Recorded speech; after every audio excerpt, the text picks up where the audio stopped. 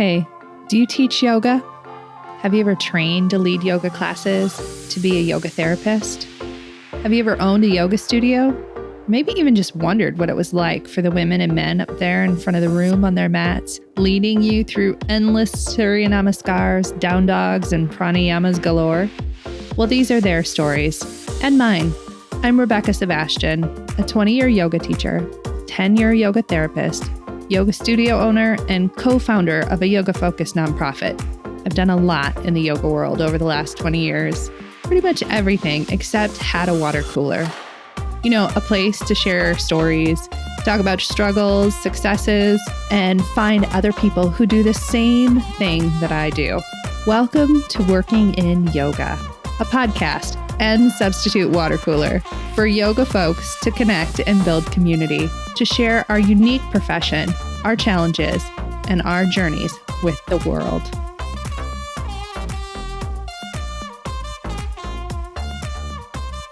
Hey friends, welcome to Working in Yoga.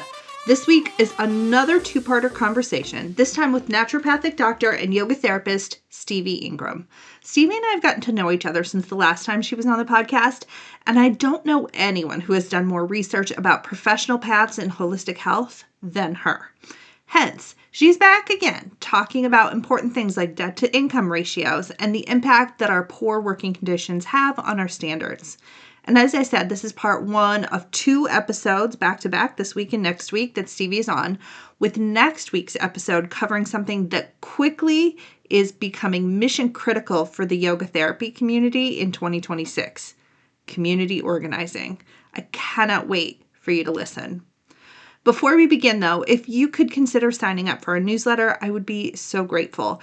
Each week you hear from me about what is happening in the yoga world, and you get up-to-date information about the podcast, the magazine, and more. And if you are a subscriber to our podcast and you have been catching our limited Monday series, What Nobody Told You, let us know what you think. Head to workinginyoga.com/contact and drop us a line. This week's episode is titled, Nobody Told You That There Are No Yoga Therapy Jobs. If you haven't caught these mini episodes yet, they're dropping every Monday at 7 a.m. through May. Now, let's get into it with Dr. Stevie Inghram. Hey friends, welcome to Working in Yoga. Oh my gosh, already, I think we've spoken like 6 sentences to each other, and Stevie Inghram is back on the podcast, and I was already like, this is going to be the best episode. So Stevie, will you tell everybody who you are and what you do?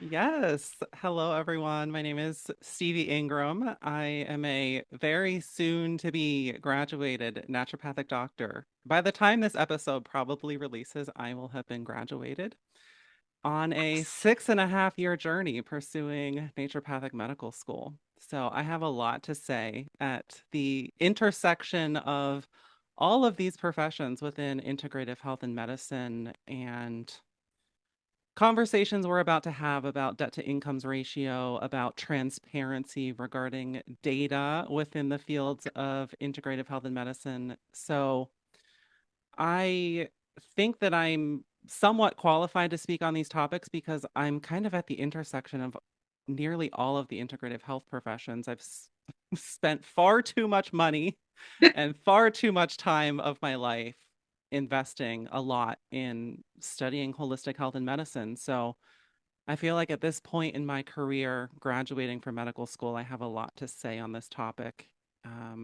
In order for us as a profession to make more equitable decisions across the board. Okay, so there are a few buckets that I want to go with today, and let's start with standards first. So the International Association of Yoga Therapists and the Yoga Alliance are revamping and resetting out standards this year, and that impacts all of us. Yes. Do we care? Like, do I need to care, Stevie? Tell me what your thoughts are. My heart sinks to my stomach knowing what's going on in all of integrative health and medicine. I just want to be forthright. I'm not in the chiropractic profession, but the school of which I'm graduating from naturopathic school, they also have a chiropractic program. So I have a lot of close friends that are chiropractors. I've also studied acupuncture and yoga therapy and Ayurveda and all of that. So I see a lot of commonalities going on in all of these professions. And I just want to state for the public record that my goal with yoga therapy and Ayurveda is to hopefully help us facilitate conversation in a way that we don't pursue the path that chiropractors, naturopaths, and acupuncturists have chosen, because the decisions that have been made historically could potentially lead to closure of our schools. And so I think that needs to be understood at the beginning of this conversation, is that that's really my intention for being here today, is to and I'm not claiming to have all of the answers. I love being a clinician. I love being a naturopathic doctor. I love doing that healing work with people. So I'm not an economist, but I think there's a very necessary conversation that needs to happen that's not happening, especially within yoga therapy and Ayurveda, that adequately addresses the problems that already exist in the other professions. So I hope that I can provide some nuance around that in this conversation today. Okay, so I know you and I have talked about this privately, but for full disclosure for those on the podcast, I actually live in the town where the first chiropractic college came to pass. There Yes. are so many chiropractors here, and chiropractic care and yoga therapy sometimes overlap, not always. We sometimes agree, but not all the time.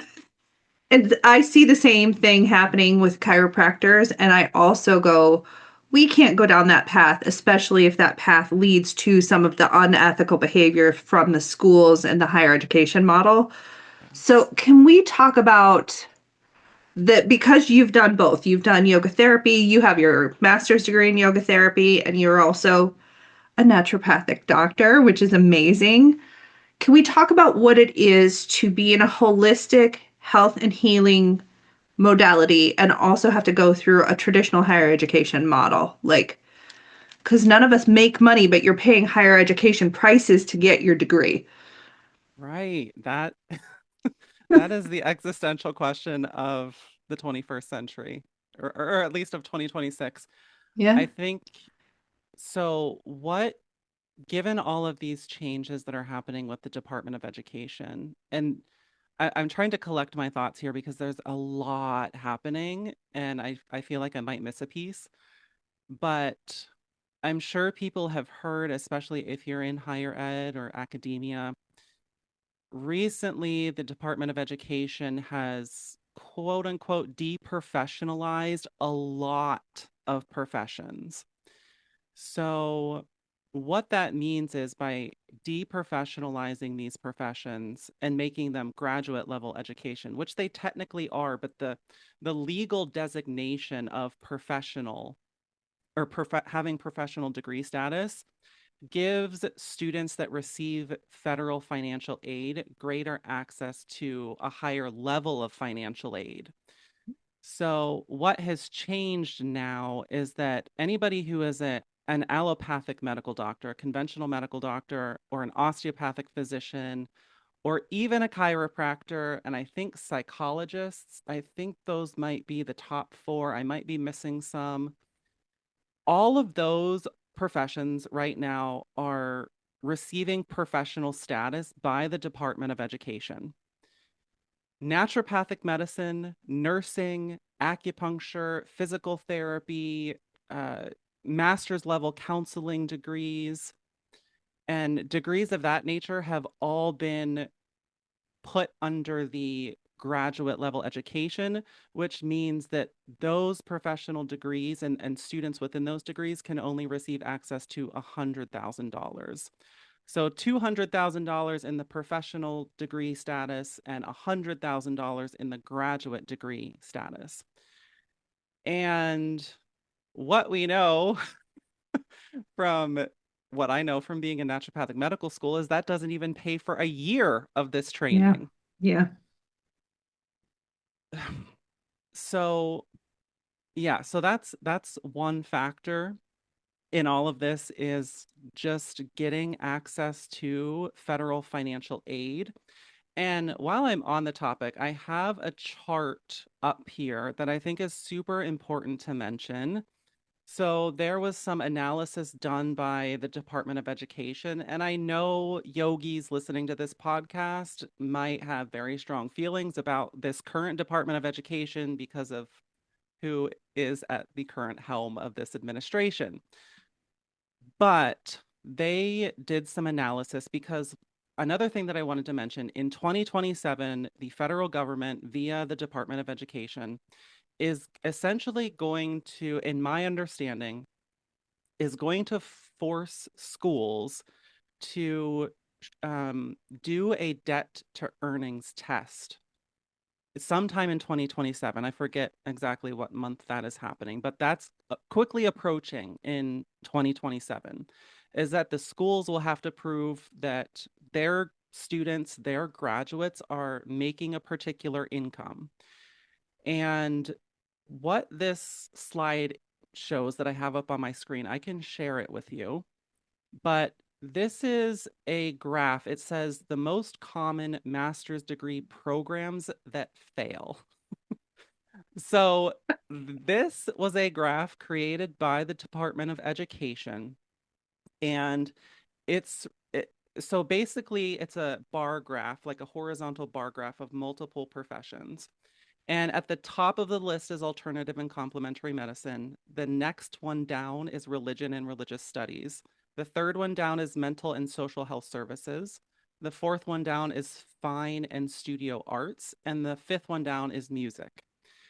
So, what this says is that 98% of Title IV students, which is students that receive access to federal financial aid, 98% of those Title IV students in master's degree programs in alternative and complementary health and medicine will fail this debt to earnings test. 98%. That's okay. I just got so uncomfortable there. The top three, you could bucket yoga therapy in any and all of those. Like, Absolutely. and we probably have the same mentality as bucket number four, the fine arts bucket too. Like we have sort of that artist kind of disposition as an industry. So that why that let's I want to draw some threads for our listeners here why this matters as far as putting it back on standards that may or may not be raising. So we're going to bucket yoga therapy separate than yoga teaching. um, Yoga therapy. So let's say yoga therapy, the International Association of Yoga Therapists, they changed their standards, making them more rigorous in hopes that someday there are more higher education programs for yoga therapists where you come out with a master's degree. Um, how does this impact that debt to income ratio if now yoga therapy programs cost, you know, three times what they do now, which, you know, by the time you're graduating a yoga therapy program, you're spending $20,000 if you're Yes. lucky. Yes. How does that So essentially, are you saying nobody gets financial aid because we don't make enough money or we get limited financial aid? That is that again, in my understanding, I'm not a professor in academia yet, maybe at some point. But my understanding is for the schools that do not pass this debt to earnings ratio, that they will risk losing federal accreditation. So then what would the point be of us raising standards enough to meet higher education requirements? Yeah, and that's certainly a conversation that needs to happen. What I will say, this is another figure that I wanted to provide the community. Among naturopathic and chiropractic care, in my understanding, the average debt to income ratio of those professions is 585%.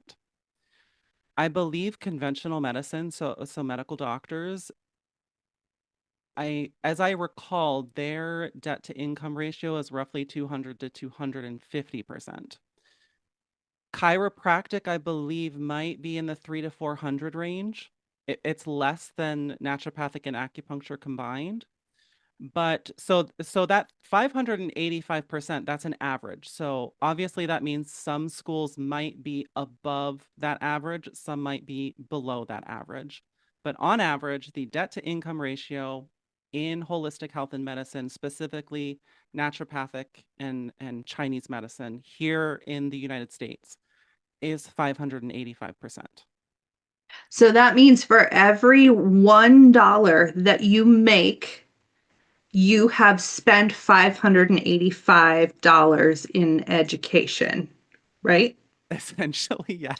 Yeah, I want to break it down as simply as possible because I mean, yoga therapy, we're going to assume. Now, I did run through an AI. I did our debt to income ratio, like under the assumption that, like, okay, so from what I've heard, we're averaging as yoga therapists, if we just isolate that work and take out all the other income streams of like yoga teaching and yoga training and the workshops and all the other things that we do so that we have an income, and we're just yoga therapists, Mhm. it's like $13,000 to $15,000 a year that we make. Mm, So assuming that you're paying about $20,000 to $25,000 in sum total for your education, our debt to income ratio is fairly similar. Like it was about yes. 593%. Oh, Before we keep going, I want to tell you about something I built because it didn't exist and it should have. Inside Yoga Magazine is a trade magazine for yoga professionals, not a wellness lifestyle blog, not a beginner's guide to down dog, a trade magazine, the kind that treats our work as the legitimate profession it actually is. It's digital, it's ours, and it's the first of its kind. If you've ever picked up a trade publication in literally any other industry and thought, why doesn't yoga have this? Well, now it does. You can find it at insideyogamagazine.com. The link is in the show notes. wow. Yeah, so it was Yeah, about the so same. it's very similar for sure. I'm glad that you did that. And so yeah, this does really point at the question, should we be prioritizing standards? And again, so many things floating around in my mind. This is a very rich topic. So that question of should we be prioritizing standards? Of course, we should be prioritizing standards. However, not at the expense, and I've already mentioned this in the Facebook group, not at the expense of people making a viable income. Yeah. And the dominant thing, the dominant argument, I suppose, that I have is that what we see in holistic health and medicine is that when programs have become federally accredited, those programs have accelerated at such a rate that it can't essentially meet what the market is demanding for practitioners. So, what I mean by that is there is an overabundance of practitioners because there's all these programs popping up all over the place that are Yeah. accredited, yet there's no jobs for anybody. Right. So, what the hell is the point in having all of these programs and these schools keep pumping out practitioners all so that nobody can find a job or have a reliable income? Yeah.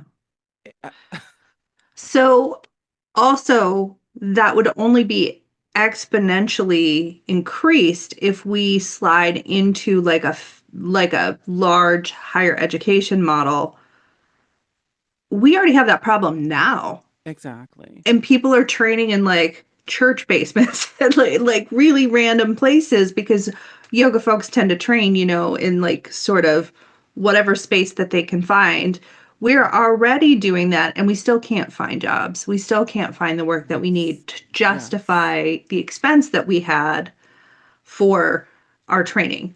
Right. Um, Some real quick, some really good conversation that I hear actually happening in the acupuncture world because these conversations, fortunately, are beginning to happen in the acupuncture world. They are not happening in the naturopathic world. So, little call out there. Uh, what I see them discussing is how acupuncture schools themselves can and the accreditation bodies within the world of acupuncture can kind of extend themselves out beyond their existing roles and start having conversations with employers about employable skills. Like, what actually are employable skills, and how can we prioritize those things in our education versus this cacophony of stuff that people really don't need to know, or now they can look up on ChatGPT. So, this is one of the things that I talked about in my sort of trend industry prediction for 2026 is that we will have no choice but to transfer skills. We will have no choice but to take the skills that we're building through yoga therapy and yoga teaching and put them in different places because there's nothing for us in industry anymore. We've just decided the industry is hyper niched, hyper luxury, like a good handbag of an accessory of an industry Yeah. instead of treating it like a true profession. So we Hmm. will have to like do you feel like yoga therapy schools could be doing that now? They could be building bridges for people to have viable employment after they graduate? And how do we I do that? I do, but I also think our accreditation body needs to facilitate that. Yeah, I know. They're not gonna, but I know. What I see, first of all, my answer to this would start with IAYT should not accredit any more programs. Flat Yes. out, flat Yes. out. No more accreditation of any more programs. I think we have, and you can correct me if I'm wrong, but there's approximately 80-ish accredited, Yeah, somewhere between IAYT 60 and accredited, 80. 60 and Yeah. 80. So the question is, are yoga therapists trying to become yoga teachers? The yoga teacher training market is so saturated. Yeah. And, if IAYT continually allows more programs to be accredited with more practitioners out in the marketplace, we're just constantly going to worsen this problem perpetually. Yeah. And one of the issues that we have, like it's sort of I've come to realize that both of these problems sort of need to be addressed simultaneously because also if say the IYT cuts it off at, what, 65 or 75 programs, how many ever programs they have, if they cut it off there, there's still such a varying degree of the kind of education you get from different yoga therapy programs that you can't guarantee a standard of yoga therapist that is IYT certified. And that's also a Yes. problem. Yeah, I think that's a fair critique. Because if we're going to claim connection to this indigenous tradition of yoga, that within that indigenous tradition are a multitude of variations, how can you truly, standardize the profession? And I think that's the approach that initially Maryland University of Integrative Health took when I was Mm, there, yeah. is they kind of decided to be the phrase that's coming to mind right now is like non-sectarian, so that there could be some level of standardization. Yeah. But is that the appropriate route to go? I don't necessarily have the answer to that. I mean, I have complicated feelings about that, don't you? I mean, it's difficult to standardize something that is a tradition that isn't from this culture, that is Yeah. 3,000 years old, Yeah. that the degree to which you can work within the field is so wide. Some Yes. people in yoga therapy will only be working with folks who have chronic pain and they will be leading people primarily through movement with a little bit of breath work. Other people are only going to be talking about lifestyle practices with just a huge focus on philosophy. And those two people have the same degree and they're doing the same job. That's really hard to explain. Yeah, it is very hard to explain. And I also think too, here in the West, we've separated yoga therapy from Ayurveda when Yep. yoga therapy is a part of Ayurveda. Yes. So perhaps that's an area of integration that we should be working toward, in order to kind of put everything under one umbrella, so to speak.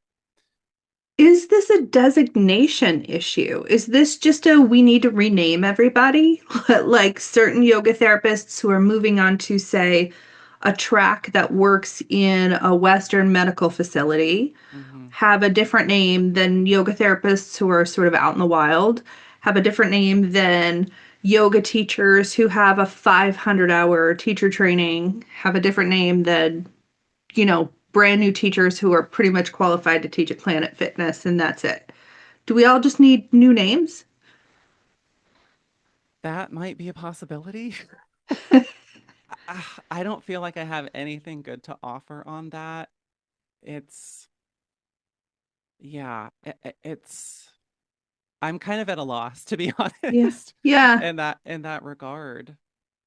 Do Um, we I guess my question being like, is this a standards problem or is this an identity problem? Are we mm, like mm. teenagers that are trying on different outfits a little bit? Or is this truly a standards problem? As I said, as much as I think standards are helpful in professionalizing a profession, regardless of that standardization, we have to be met with the reality that people baseline do not have money to pay their bills and function as a human being. Yeah. That's where this profession is at. And that's even where some people are at within naturopathic medicine. And that's even more of a bigger issue because of the debt that naturopathic doctors go into with, graduating with $400,000 in debt Whew. because of going to medical school. And then, it brings to mind another question is, do we, especially as yoga therapists and when we consider the philosophical framework and the ethical framework of yoga, do we want to actually integrate ourselves into a deeply unethical system? Do we? I think, and I know you and I align on this, I think that a lot of people have sort of a very rose colored glasses idea of what it would mean to integrate into a Western medical model, Yes, including not understanding how we will have to change how we work. exactly. Yeah, I think you're right. People are rosy-eyed and bushy-tailed Yeah. about what it looks like to be involved in Western medicine. And also, let's get honest about the fact that, like, being in medicine is glamorized on social media. Yes. And I don't think that professions that are not within the system right now, understand the administrative burden that clinicians are on with the insurmountable amount of clinical data and chart notes that higher level practitioners are responsible for. Where, many physicians, and by that I mean conventional physicians, are leaving medicine because they have realized that their job is more administrative than it Mhm. actually is clinical care. Yeah. And I just don't think that that's something that we as yoga therapists should ever sacrifice. So It on a go ahead. No, I was going to say it feels like, in a roundabout way, I think we are all trying to solve the same problem, which is we need to be able to pay our bills. We need to Yes. be economically viable. There's the improving standards route, which I think I understand why people would think that might help. Um, I don't know if standards matter if nobody knows what your job is, which is very specifically true for yoga therapists. Yes. Um, but we are all kind of trying to solve the problem of not only can we not take vacations, we can't pay our internet bills. Yes. Yeah. So I do think what they're talking about in the acupuncture profession with like training programs and uh, people that are within accreditation bodies need to begin facilitating those conversations. And, it actually should be the responsibility of IAYT to be having those conversations with employers, whether that is, I mean, there is of course, the broader conversation of do we want to integrate into conventional medical care?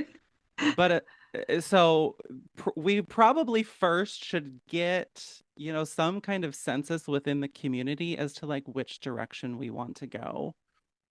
Because then the conversation needs to be if we're not going to integrate into conventional medical care, then what other forms of employment, can we find as yoga Yeah. therapists?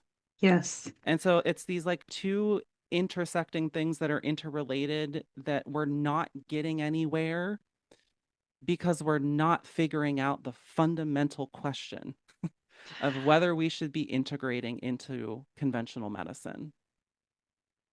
Okay.